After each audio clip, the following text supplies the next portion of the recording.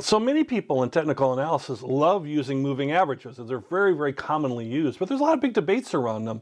And one of the biggest debates around them in technical analysis is which one do you use?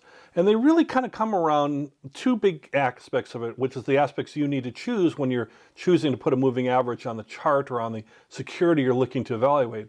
And so you need to think about the type of moving average you want to use, simple or weighted or exponential or adaptive, whatever it might be.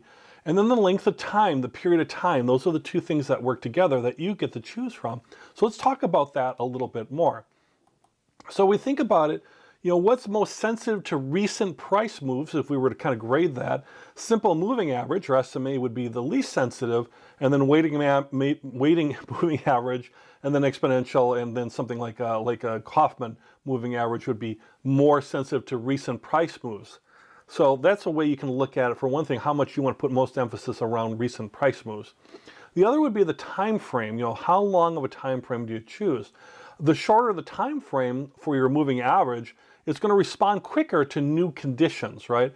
But in a longer time frame will reduce errors, basically reducing whipsaws, right? Basically going in and out. So if you want something that responds, quickly and is very sensitive to prices, then you might use an EMA with a short time frame. If you want something that'd be less sensitive to most recent prices and over a longer period of time, then you might use a simple moving average with like a 20 or 50 or even a 200-day time frame. And they all kind of work, and they all work in their own ways. But that's the big thing you want to understand, is sensitive to recent prices in choosing the moving average, and the time frame as far as how quickly they're responding. Shorter time frames, more responsive, as far as that would go.